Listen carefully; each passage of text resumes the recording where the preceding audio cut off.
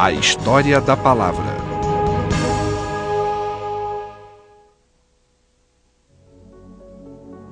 Distribuição Sinapse. Há muito tempo, os povos antigos acreditavam que a escrita era uma dádiva dos deuses. A escrita era algo secreto e sagrado, e não da alçada das pessoas comuns.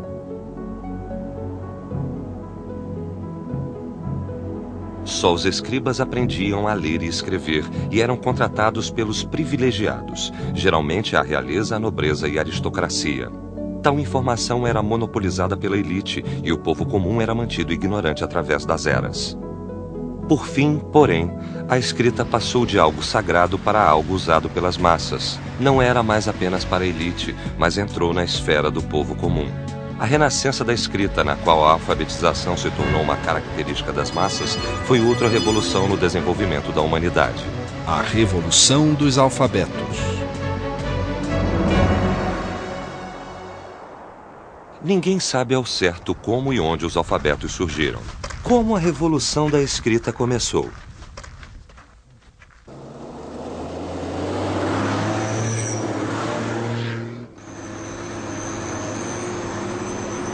Um dos registros mais antigos do alfabeto foi achado em uma mina em Serabit el-Qadim, na península de Sinai, no Egito.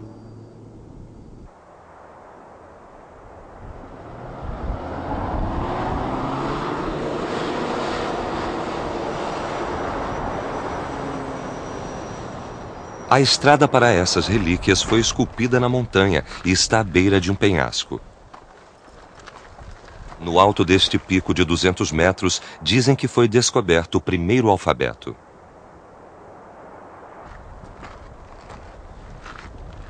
O topo da montanha volta-se para o Mar Morto. A vista da mina ainda existe. É fácil entender porque um templo dedicado a Hathor, deusa do amor e da abundância, foi erguido aqui. Aqui e ali se vê monumentos semi-construídos. Esses monumentos são prova de que um povo semita de Canaã foi trazido à força para cá, há muito tempo para o trabalho escravo. Em 1905, um arqueólogo britânico, William Flinders Petrie, descobriu aqui uma pequena esfinge.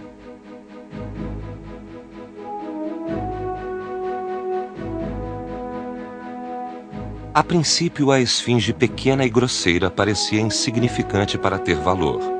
Porém, Petrie percebeu que a esfinge se tornaria um marco na história da escrita.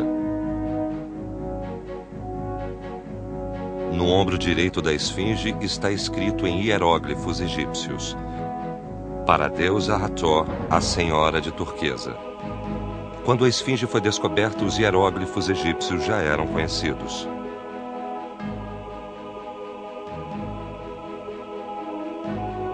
Do outro lado dos hieróglifos havia uma estranha forma de escrita nunca vista no mundo moderno.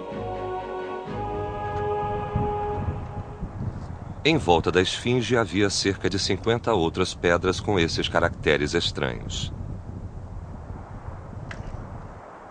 A data da inscrição foi determinada em torno de 1500 a.C. O número de letras usadas não ultrapassava 30. O sistema de escrita que Petrie achou tinha cerca de 30 sinais. Isso era revolucionário. Os sistemas de escrita anteriores à invenção do alfabeto tinham centenas de sinais, tanto nos sistemas egípcio quanto no mesopotâmico. Tinham sinais para nomes de coisas, para ações, tipos de palavras, sílabas. Às vezes, tudo isso na mesma palavra. Quando Petrie achou um sistema que parecia ter só 30 sinais, sabia ter achado algo parecido com o nosso alfabeto, o que era muito diferente. 10 anos depois, um egiptólogo chamado Alan Gardner dedicou-se a decifrar a inscrição da esfinge. Ele se concentrou no fato de as letras da esfinge serem semelhantes em aparência aos hieróglifos egípcios. Gardner, assim como Petrie, fez uma tabela de hieróglifos egípcios semelhantes aos caracteres desconhecidos.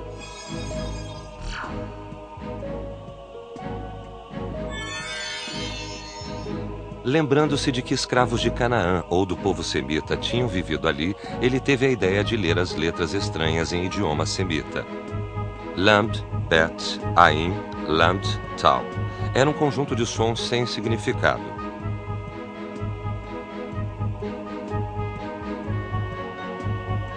Após tentativas e erros, ele teve a ideia de ler só os sons iniciais de cada letra. E disso ele obteve L, B, A, L, T. Originalmente, os idiomas semitas não tinham vogais. Então, Gardner pôs vogais livres entre as consoantes. Le-Baalat. Em idiomas semitas, Baalat significa senhora, que é um epíteto da deusa Hathor. Finalmente, parte da estranha escrita era decifrada. Parecia ser para a senhora. Finalmente percebeu-se que a esfinge continha o mesmo texto em língua semita e egípcia. Gardner percebeu que esses símbolos eram letras do sistema alfabético. Um sistema que podia expressar um amplo conteúdo com apenas 30 símbolos deveria ser alfabético.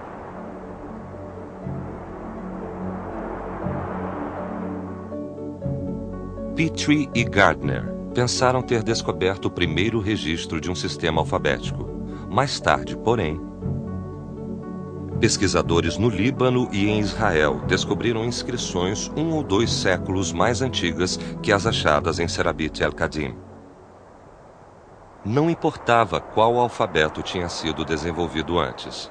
Parecia claro que o Egito tinha muito a ver com a formação de tal sistema de escrita. No sul do Egito, ao longo da margem leste do Nilo, fica a cidade de Luxor, onde vários traços da cultura egípcia antiga ainda são vistos. O Egito Antigo era dividido em Alto Egito ao sul e Baixo Egito ao norte. Luxor era a principal cidade do Alto Egito. Em Luxor ainda se encontram locais que demonstram a grandeza da antiga cultura egípcia. O mais famoso dentre eles é o Templo de Karnak, agora uma popular atração turística. O Templo de Karnak é um complexo de obras dedicadas aos deuses de Tebas, Amon, Mut e Khonsu. A entrada principal é o primeiro pilono, uma enorme estrutura com 113 metros de comprimento e 37 metros de largura. Na entrada do templo fica a estátua de um dos faraós mais famosos do Egito, Ramsés II, parecendo um anjo da guarda.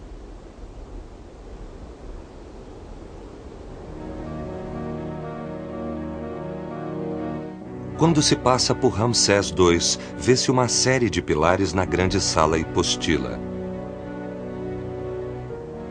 Os pilares contêm uma variedade de obras de arte, de peças de 1 palmo de comprimento a trabalhos cobrindo um pilar inteiro. Todos têm tamanhos e formas diferentes, mas servem para louvar os deuses egípcios. Os hieróglifos não são a única escrita aqui, mas também são complexas obras de arte. Hieróglifo é uma palavra cunhada a partir de hiero e glifo. Hiero significa sagrado. Foi usada nesta descrição, pois os egípcios consideravam esses escritos sagrados. Eles acreditavam que Tote, o deus da lua, inventara a escrita e dera as letras aos humanos. Os hieróglifos eram bonitos, mas trabalhosos para escrever. Eram mesmo destinados a ser escritos por deuses. Há cerca de 200 anos, o exército francês de Napoleão achou os agora obsoletos hieróglifos egípcios e os reapresentou ao mundo. Em 1799, na vila egípcia de Rosetta, o exército francês descobriu a hoje famosa Pedra de Rosetta. Em 1822, o linguista francês Jean-François Champollion conseguiu decifrar a obscura escrita sagrada achada na Pedra de Rosetta. A natureza complexa dos hieróglifos tornou difícil decifrar o texto. Uma palavra ou sentença podia conter ideogramas, fonogramas e símbolos determinativos, que combinavam outros símbolos para criar novos significados. A natureza diversa dos hieróglifos que Champollion descobrira era a chave para entender o sistema. Imagine que esta figura de um pato possa ser interpretada simplesmente como um pato. Nesse caso, o hieróglifo é um ideograma.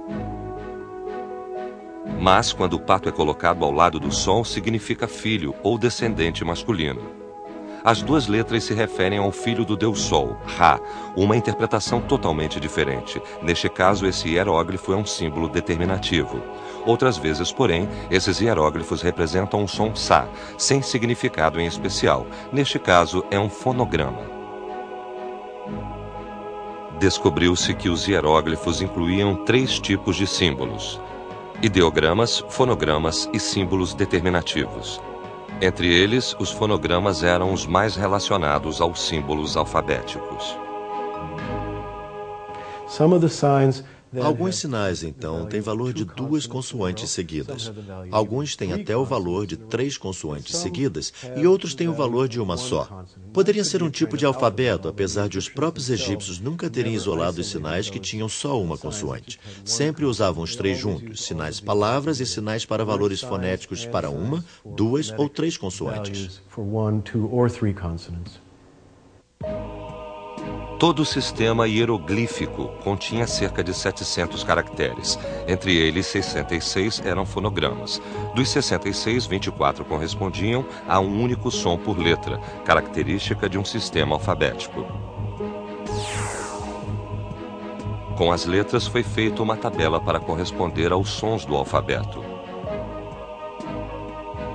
Agora, usando as letras, pode-se escrever o nome da famosa rainha egípcia, Cleópatra.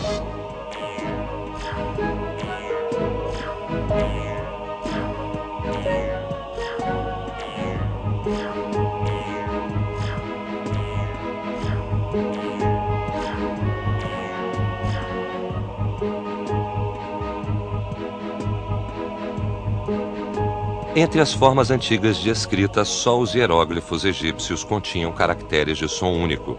Os sistemas de escrita cuneiforme não tinham essa inovação. Parece que os alfabetos que usamos hoje emprestaram isso dos antigos hieróglifos egípcios.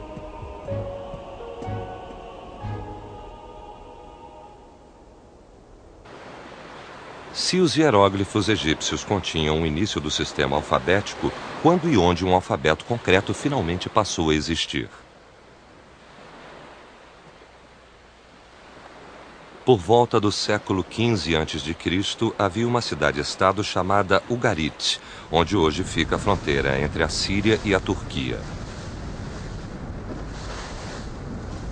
Após saírem de Luxor e Serabit el-Qadim,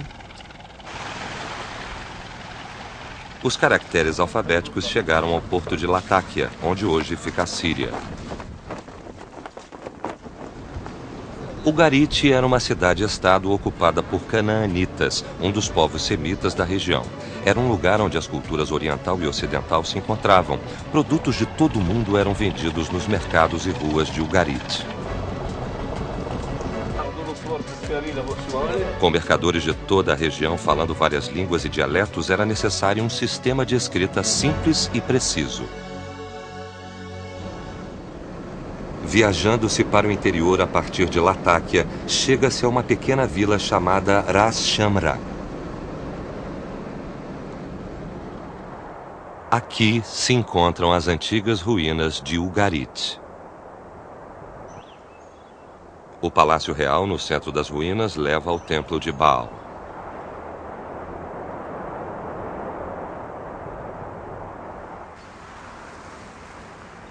Há pedras angulares e paredes desmoronadas aqui e ali, mas não restam indícios da prosperidade de Ugarit.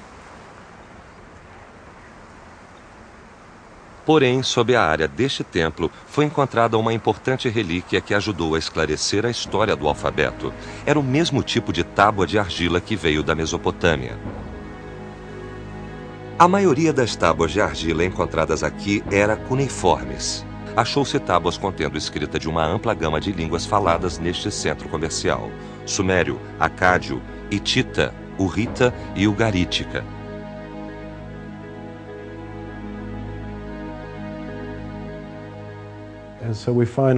Assim, achamos várias línguas representadas lá.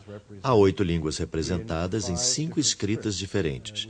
Achamos algumas das principais línguas do Oriente Próximo, como o sumério, o acádio e o hitita, em escrita cuneiforme. Há outro tipo de cuneiforme lá usado para escrever no idioma nativo da cidade de Ugarit, chamado Ugarítico. Entre as tábuas de argila, uma continha 22 cuneiformes. Era o alfabeto cuneiforme ugarítico.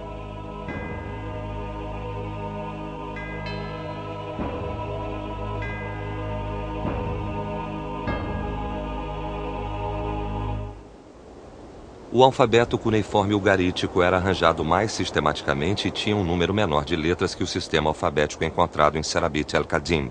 Porém, a real importância da descoberta do alfabeto ugarítico foi ser possível ver nele a ordem alfabética pela primeira vez. A ordem não corresponde exatamente à dos alfabetos modernos, mas há, contudo, uma ordem clara no sistema.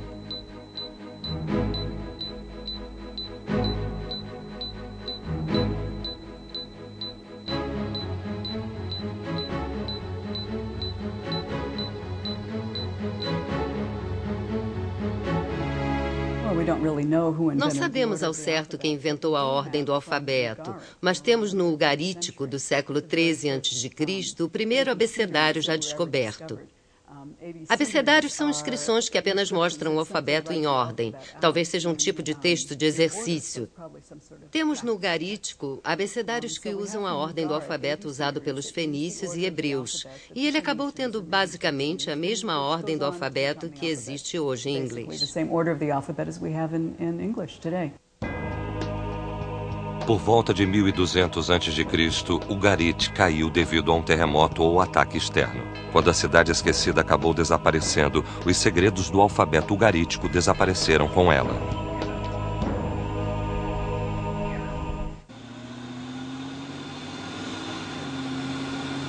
O que houve com os traços do alfabeto ugarítico após a queda? Heródoto, o chamado pai da história, disse que o alfabeto foi levado à Grécia por Cadmos, um príncipe guerreiro lendário da Fenícia. Antes do século XV a.C., uma coalizão de poderosas cidades comerciais controlava o mar Mediterrâneo e muitas regiões além. Juntas, essas cidades, incluindo Biblos, Tiro e Sidon, chamavam-se Fenícia.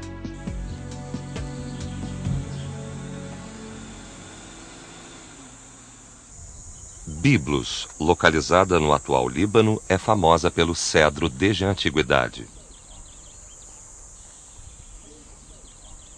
A Fenícia vendia a madeira dessa árvore em troca de papiro, que trocava com a Grécia e outros países em torno do mar Mediterrâneo. Essas eram as chamadas rotas comerciais. O quartel-general da Rota do Papiro veio a ser conhecido pelo nome de seu principal produto, papiro. Com o tempo, esse nome mudou para o que hoje conhecemos como Biblos. Até a palavra Bíblia vem do nome do produto. Os cedros eram um grande trunfo dos fenícios. Esse símbolo de prosperidade os tornou ricos e poderosos. O cedro era famoso na antiguidade. Sabemos disso pelos egípcios, principalmente pelos mesopotâmios, que vieram para cá com o propósito de levar esse tipo de madeira. Era usada basicamente para construir templos e palácios. Também usavam para construir barcos, os barcos sagrados do deus Amon, por exemplo.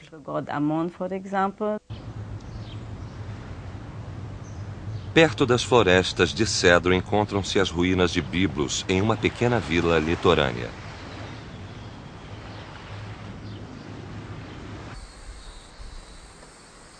Aqui se encontra uma relíquia importante que ajuda a entender a história do alfabeto. Em 1922, um deslizamento expôs uma tumba esquecida sob a areia. Era o sarcófago do rei Ahiram.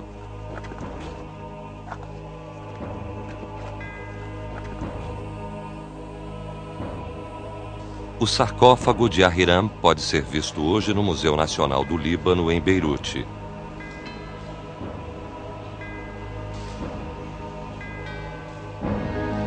Esta relíquia é a primeira representação encontrada que mostra semelhanças com os alfabetos modernos. A superfície do sarcófago é decorada com um magnífico baixo relevo. A escrita circunda a tampa do sarcófago. Examinando cada símbolo um a um, ficou claro que eram parte de um sistema alfabético.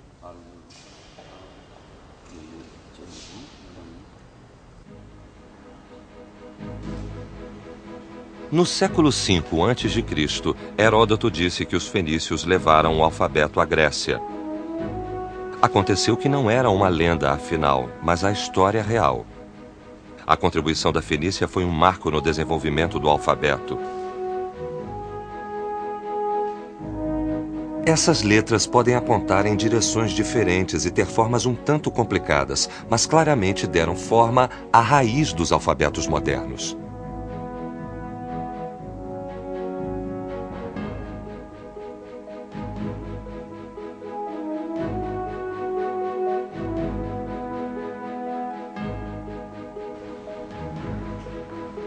O lugar onde os modernos alfabetos começaram a se formar foi a Fenícia.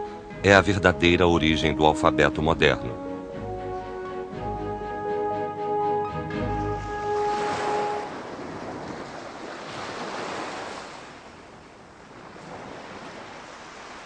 A jornada do alfabeto a partir dos hieróglifos egípcios seguiu até Serabit el-Khadim e Ugarit, antes de acabar na Fenícia.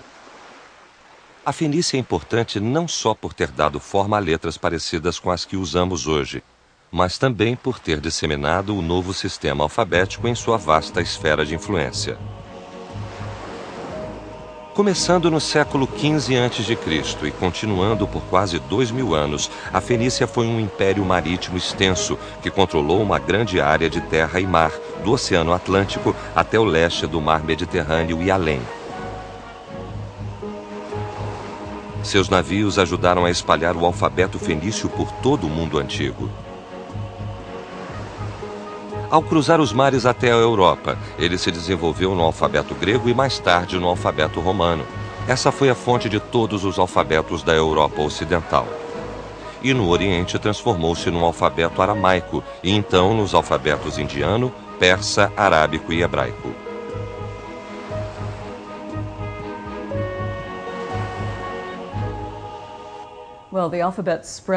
O alfabeto se espalhou para o Oriente e o Ocidente. Para o Oriente, pois os arameus tomaram o alfabeto fenício e o usaram com a sua própria língua. O alfabeto se espalhou para os nabateus e daí para os árabes. Assim, o alfabeto arábico que vemos hoje é, na verdade, produto de um alfabeto aramaico antigo, que descende dos fenícios também. O alfabeto fenício tornou-se a raiz de vários sistemas de escrita, apesar de pensarmos nos alfabetos europeus ocidentais, que se desenvolveram das letras romanas e gregas. Quando pensamos em sistemas de escrita, os sistemas influenciados pelos fenícios incluem várias outras línguas. Os alfabetos grego e romano são um ramo do gigantesco sistema alfabético fenício. Como esses diferentes alfabetos vieram a existir, apesar de terem uma fonte semelhante? As mudanças podem ser demonstradas facilmente, descrevendo-se o que houve com duas letras, A e B, as primeiras do alfabeto. Uma letra do alfabeto de Serabit el-Khadim era Aleph, significando vaca. Ela se tornou o alfa do alfabeto grego e o A do romano. Bet significava casa e se tornou o beta do alfabeto grego e o B do romano. O próprio nome alfabeto vem da pronúncia grega de A e B, alfa e beta. Afinal, os nomes das duas primeiras letras do alfabeto vieram a representar o alfabeto em si.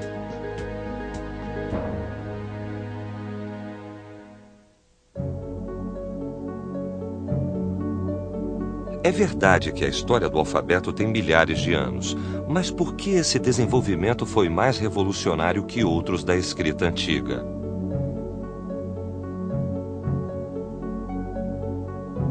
Na antiguidade, leitura e escrita não eram destinadas às massas. A habilidade em si era posse exclusiva da elite dos privilegiados. Para o povo comum, a alfabetização era uma muralha intransponível. Em outros sistemas de escrita no Antigo Oriente Próximo, por exemplo, a escrita cuneiforme mesopotâmica, hieróglifos egípcios, só um pequeno grupo de elite sabia ler e escrever. Levava-se anos para entrar nesse grupo e aprender todos os sinais. O grupo era muito poderoso. Por exemplo, eram os únicos que liam textos religiosos ou textos legais e os apresentavam ao resto do povo. Mas com o sistema alfabético e a possibilidade de mais alfabetização, todo esse poder foi difundido. Isso é revolucionário. Não vejo como, por exemplo, sem a alfabetização universal, pode-se pensar em um sistema político como as democracias que temos hoje. Seria um pré-requisito para elas.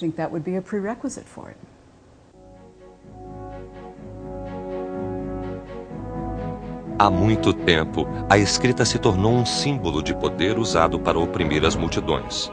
Mas com o nascimento dos alfabetos, a escrita se tornou mais acessível às massas, tornando-se uma ferramenta da democracia. Realmente, a história do alfabeto anda ao lado da história do ser humano em sua luta sem fim pela liberdade e pela igualdade.